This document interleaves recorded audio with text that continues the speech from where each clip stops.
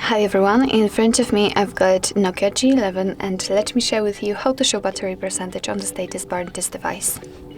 So first of all, let's enter the settings, and here we have to find the battery option on the fourth position. As you can see in this very first section, on the bottom of it actually we've got the battery percentage option, so it's not that hard to find it. And currently, of course, it is turned off. We've got only the battery indicator on the status bar.